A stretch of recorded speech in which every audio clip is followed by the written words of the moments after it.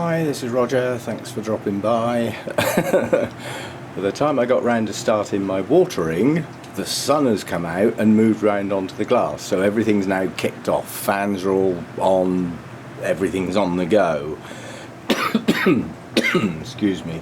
That does restrict my filming a bit because of the noise levels and mist and fog and all sorts of things, but I'll still see what I can do. I mean, for short periods I can shut things off, but the idea of these sort of videos while I'm watering is to spot changes. Well, the first change we're going to spot is sorry Donald, your time has come.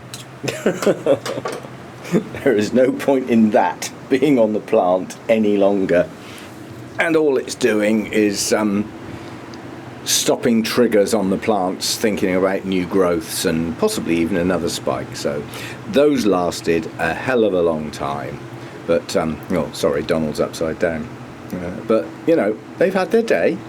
More will come, providing I can keep the Phalaenopsis alive, which is not always easy when it gets hot in here, but I do what I can, and we'll see where we go. My Phalaenopsis Sweet Memory's got all three blooms open now, and basically there's enough blooms out now in sequence to see the colour change. The one in the centre of the shot has just opened, literally, and you can see the ends, the outside of the petals and sepals, are quite a dull colour, but it doesn't take long and they get their nice yellow tinge. And then you get that gradation of the pure yellow on the outside, and then the spots get thicker and thicker, and the background colour changes to that lovely pinky colour. And it's still got that trait. There's a species Phalaenopsis, I forget which one it is, but the lower two sepals are always split down the middle, and in the species, one side I believe is plain and the other side is spotty. It's a white bloom, the species I'm on about. The name might come to me in a minute, but not at the moment. It's hiding in the background there somewhere, lurking in the cobwebs. But the trait of that species seems to get into so many Phalaenopsis where you get that split. And on this one, the split is quite a deep colour, you know, followed by the yellowish background with some nice patterning on. But it's the trait is that split right down the middle of the bottom two sepals. Anyway, the scent from this is fabulous. I reckon some people wouldn't like it. It's lemony with something else. It's a citrusy fragrance, so it's not a sweet, sickly type of fragrance. It's got a sharp edge to it, hence the sort of lemony sort of thing. It's bordering alongside Nellie Isla, but not as lemony, and that's about the best I'm gonna do, because I'm not very good at describing fragrances. I haven't got enough experience of sniffing things, basically. But it's a citrusy smell. I find it incredibly refreshing and pleasant, but it's heading towards a lemony smell. More lemon in it than anything else, I feel. Maybe some lime in there, I don't know, but citrusy and very nice, but not filling the grow room or anything like that. You know, I have to get in there to get a strong sniff of it. Where I'm standing now, the camera's 9 inches away from the blooms, and I'm about another 8-9 inches behind that, and from here I can't smell it. I have to get closer than that, but they're lovely blooms nonetheless. And that spike has all the hallmarks of, as these blooms start to fade, it's going to extend. But it probably won't do it while these blooms are there. That extension will be triggered, I think, when these three blooms are finished. And I do believe they last quite a long time, another Phalaenopsis trait. So we'll have to wait quite a while for that thing to move. But in the meantime, we'll enjoy these while they're out. Now, as some of you may remember in a previous video, my Psychopsis papilio variation Alba was almost under the hedge. And I don't know, something just in the back of my mind said that plant might make it. It doesn't look right, it's far from happy, but I don't know, sometimes you just look at a plant and you think it's not gone. It just needs some help. So I decided to give it some help, but the blooms just dropped off. But for those of you who've never owned one of these, you can see the next bud forming immediately. And that's how they work. The spikes can last, well, it's said up to 10 years. I've heard from people they can last longer than that. It's a perpetual sequential bloomer. So as one bud falls off, the next one is already forming. So you get a cycle. The blooms last around 3 to 4 weeks, depending on how hot it is. The hotter it is, the less time they last. The cooler it is, the unhappier the plant is. They're not intermediate. Strictly speaking, Psychopsis are warm growers. They're up with Phalaenopsis. Intermediate, the lower end, is too cold for them. You know, intermediate's winter temperature is supposed to be around sort of 13, 14 degrees. That's too cold. They don't like it, and that's what I think set this plant back last winter. So this winter, it's coming in the house, and it'll have to put up with lower humidity on the grounds that the temperature is going to keep the plant happy. But I was right. There was something about that plant. Look at all the new roots. It's made it. There's 3 or 4 new roots pushing out from under this latest growth. So it's going to make it. I don't think it's going to stay in moss forever. And it's only a thin layer of moss. Oh, goodness me, there's roots coming out around the back of the plant too. Oh, well, in that case, it's definitely made it. But with that thin layer of moss, I can keep it quite wet. And as those roots grow and start to push down, and they reach to where the sort of crocking, the chunky bark is, it can just be gently lifted out of the pot and put in something a bit bigger perhaps, but that's a way off yet. But the plant has made it. With a new root system pushing out, it's gonna make it. So I mean, I had to take 2 leaves off, they were so bad. I left one of the older leaves and its latest one, which is not a perfect leaf. It's a hell of a lot better than the ones that were on there before. So I think it's going to make it.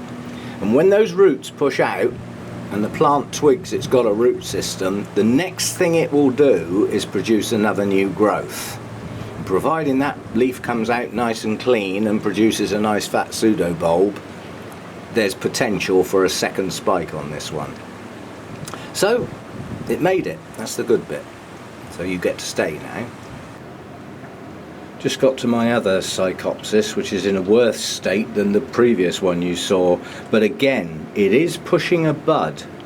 Now the telltale sign on this plant is why it was going downhill really fast. The last 2 buds blasted and never opened. So we'll see how this one goes. The plant is in a state. The new growth it grew last year, or end of last year really, that went into the winter with, the leaf failed.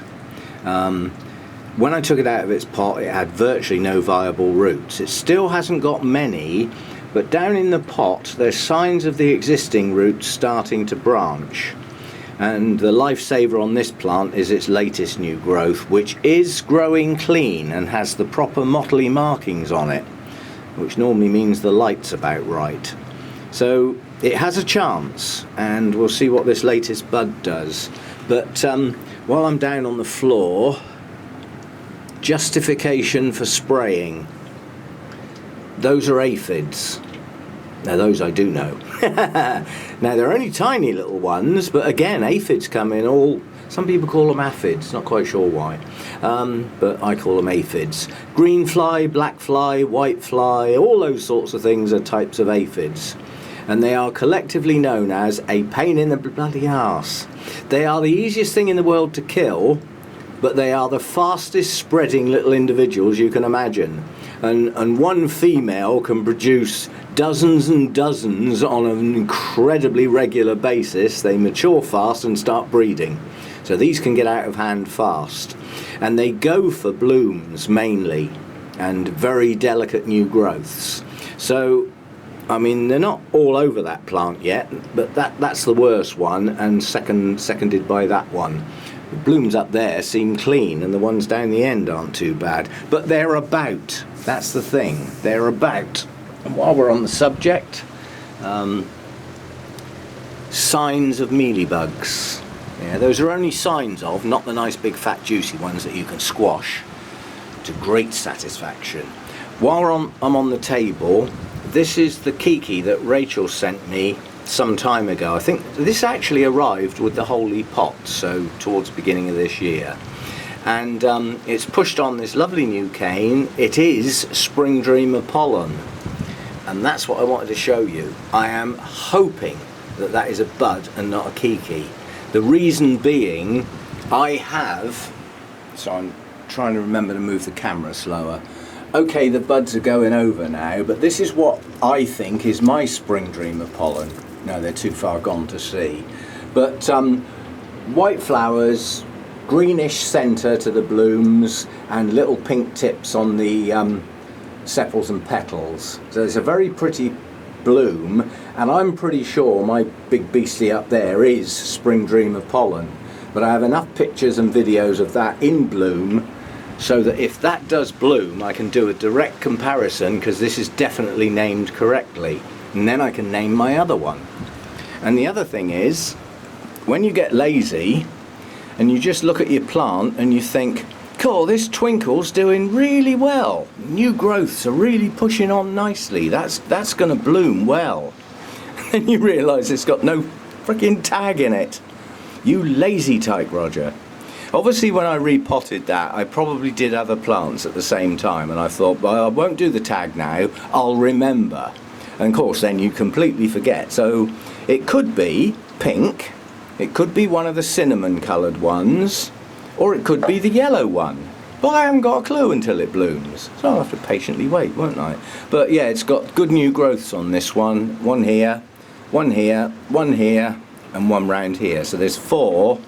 One of which is not far off maturing, and then the others are going to follow on behind, so it's not going to have a mass blooming. These 2 will probably bloom together.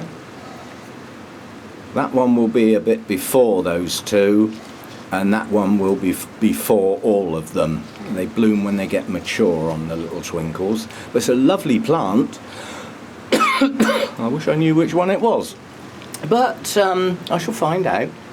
Hopefully in the not too distant future. That growth's starting to fatten at the bottom, and once it separates and the bulb shows, it'll probably start pushing the spikes up, and then we wait an absolute age for the spikes to actually produce their buds and open, because they grow their spike quite quickly, and then they start to form their buds, and you get all excited, and then this long wait occurs before the buds actually open. I don't know why that delay's there, but all the twinkles are the same. Anyway, you know, spikes and blooms to come. It'll probably be the autumn before they bloom, might even be into early winter. They do take a while to develop the spikes, but lovely little plant.